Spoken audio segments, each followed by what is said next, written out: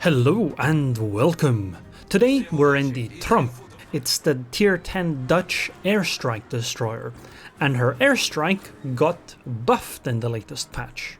The airstrike range was increased from 10 kilometers to 12 kilometers. It's a bit of a surprising buff to me. It didn't feel like Tromp needed necessarily a buff, but I'll take it. Now you can torpedo and airstrike the same target. Your torpedoes already had 12 kilometer range, and now so do your airstrikes. Honestly, in most cases, this probably isn't a big difference. Because it's not like the airstrike itself is stronger or anything, you can just hit it from a little bit further away. Now there is one scenario where this is a significant improvement, and that is when you're dealing with radar cruisers that like parking themselves somewhere. Right, because as my understanding is that airstrikes, the main priority of them is to hit ships that are parked, because these are relatively difficult to hit reliably, but against a parked target, it's pretty easy. And so my guess is that if you have, say, a Moskva parked somewhere, previously if you dropped an airstrike on them with the Tromp, you would be in the radar range of the Moskva, and she would immediately radar and immediately spot you. Now you're exactly on the edge, so chances are if Moskva does blow her radar for it, she will spot you, but only for a little bit. So the buff is gonna make these camping radar cruisers easier targets. So I'm capping. I'm halfway through the cap, and this Moskva is getting closer and closer. I think, because I'm on the edge of the cap, I think the moment that the Moskva is at 12 kilometers, she's gonna radar me. I have about 20 seconds to go in the cap, so I need to dodge the first salvo. My plan is to reverse towards the cruiser, like right now with the engine boost, so I accelerate as quickly as possible. Yep, we avoided the Moskva salvo, pretty sure. Because she thought I was gonna go forward, because that's what destroyers always do, right? But luckily, I went the other way. Sure, I'm gonna take some extra damage here, probably. But the upside is we got the cap zone. Come on, we don't want to take too much damage. The Tromp might have 28,000 HP, but it's still better if we take none. Our airstrike is up in a few seconds. Previously, before the buff, we couldn't airstrike the Moskva from here, but now we can. Maybe the airstrike is a pretty significant buff, actually. Because this isn't, like, related to the radar at all. Well, I suppose it is a little bit. But previously, I would definitely not have been able to drop this airstrike. Well, it didn't do much damage anyway, but still. Okay, I'm a little surprised I got spotted. I was hoping I wouldn't be. But luckily the Moskva entirely missed. So we got the cap zone. I think it's time to move forward. So the plan is to use the thunderstorm that's moving through the map. Because with this my concealment is significantly lowered, and my smoke fire, or my penalty for firing, is also significantly shorter. So the B cap, I guess. I think we should be able to take it. There's no radar cruiser there. I mean, this is a CV match. They do have a Lexington, but I'm not too worried about the CV unless the CV really tries to strike me. But I do have a defensive fire for that. But honestly, the threat isn't from the actual planes of the CV. The threat is from the CV spotting me, and then all the battleships and whatnot shooting me. Okay, that Shikishima is moving into an interesting position. Is she... does the Shikishima want to camp or something? Because, I mean, I have some airstrikes for that. Man, I really like the concept of... I like the fact that you have two airstrikes, right? I like the charges way that this works. That I can drop an airstrike here. I don't have to drop the second one immediately, because, you know, the first one will be on cooldown anyway. And so I'm not really wasting the other airstrike by not immediately dropping it. Aw, that's unfortunate. 3 non-penetrations and no fires either. Okay, if the Shikishima is coming this close, I'm gonna... yeah, I'm not gonna sail into the cap zone yet. The plan is to go for the cap zone at some point, but not right now. This is too dangerous. Oh yeah, with the Austin right there, absolutely not. Ooh, a fire. 12 non-penetrating hits, but we still managed to get a fire, so I am happy over that. Okay, the Austin managed to take the B cap, but I think she might end up regretting it. If my team's Lepanto keeps pushing, she's gonna find the Austin, and I think Austin is a much bigger priority target than the Shikishima.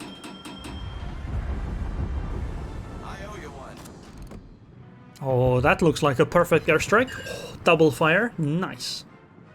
And this should be a double permanent fire, and I think the encounter got the third fire too. So the Shikishima has turned into a candle. Yep, Austin decided to just face it. Lepanto just deleted her, but I think the Torps of Austin might take the Lepanto out in return. Yeah. Lepanto's down to 2k HP. Next salvo from Shikishima is gonna finish her. Or even somebody else. Oh man, I feel a little bad for the Shikishima, but I mean, she decided to push into this, and we did have a lot of ships. Even if I hadn't gotten those double fires, I think the encounter would have gotten some instead. But now, I think we can take the B cap. And while doing so, we're gonna get close enough to the Montana to hopefully airstrike him as well. I don't have a smokescreen, so I just have to pray that the enemy CV doesn't come over here. Do they still have radar cruisers? Yeah, they still have the Moskva. But Moskva is luckily very far on the edge of the map, so it shouldn't really matter. I'm a little uncertain about this airstrike, because it depends on how the Montana turns. If she keeps turning, I think I'm gonna miss. Yeah. If she had stopped turning, then it would have hit, I think, perfectly on the ship. But she decided to continue turning, which was definitely the right choice by her. Lexington's coming here, but luckily though, all the enemy ships are behind islands, so even if the Lexington comes and spots me, I think that'll be fine. I don't think anyone's gonna shoot me, and we can just farm these planes a little bit. Well, the Lexington's gonna probably try to strike, but I don't think... Oh! I just got a smokescreen from my Yorktown. Well done, man. Really well done. Thank you very much. And now we can definitely take this cap zone. I did sail out of the smokescreen, but I can always just reverse back into it. Oh, that looks like a nice strike on the Montana. Perfectly on the ship, sadly only penetration damage on the superstructure. It's okay, we got another one in 10 seconds. Hopefully. Oh yeah, we have a Good and Lou as well. So it's 2 ships with airstrikes. Sadly we can't see enemy ships right now. Oh, hello Preußen. I think you might be the next target instead. I didn't even realize you were there. I can fire like once, maybe twice, then the smokescreen is gonna disappear. Oh, my one salvo with 4 shell hits got a double fire. That's insane. That is some crazy RNG. The fighters, I mean the airstrike obviously did nothing. Because the I think the Preußen had damage control party. Okay, well if I'm gonna get spotted by Lexington anyway, I guess I might as well just keep firing. Hopefully I can get away with minimal damage. But I think even if the Preußen hits me properly, I do still have 22,000 HP. Oh, I think we got away. Very nice. Very, very nice. And the airstrike got a perma-fire on the Preußen. Ooh, I'm being airstruck myself. Wow, that was a very nice drop. 5,300 damage on a destroyer. That's crazy. Well done by the Good and Lou. Like, really well done.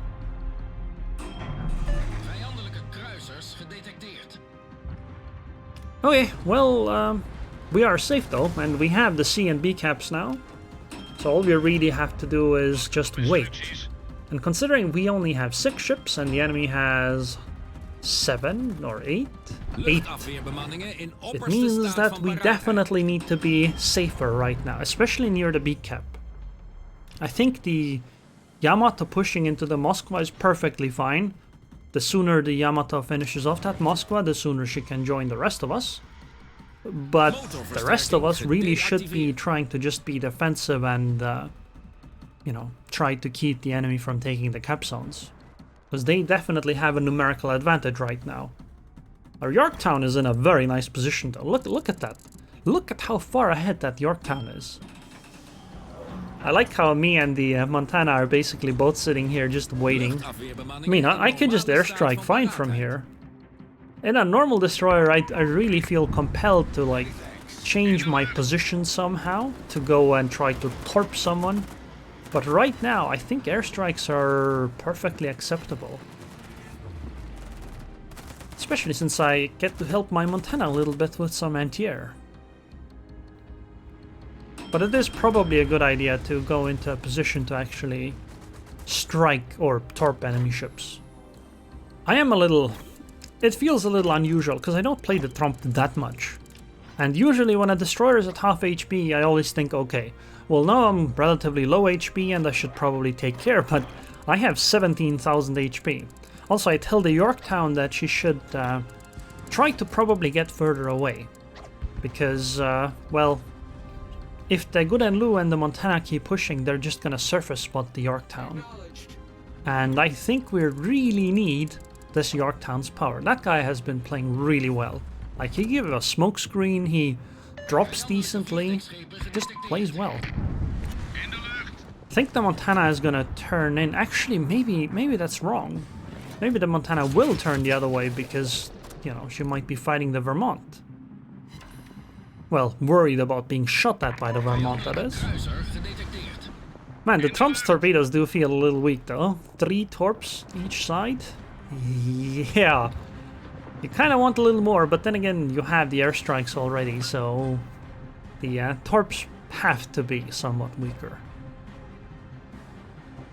Vincent is gonna try to take the B-cap. Montana is gonna face off against her. We do see the Lexington. I wonder if the Petras and Vermont are just gonna delete the Lexi. I think it's likely to happen. We know where the enemy destroyer is, the Halford. She's terrorizing our Vermont. Luckily, I think Halford doesn't have good torpedoes, or only has like 1 set of torps. So she isn't as deadly to the Vermont as normal destroyers would be. Ooh, we did hit a torp on the Montana and got a flooding from it. That is very good news.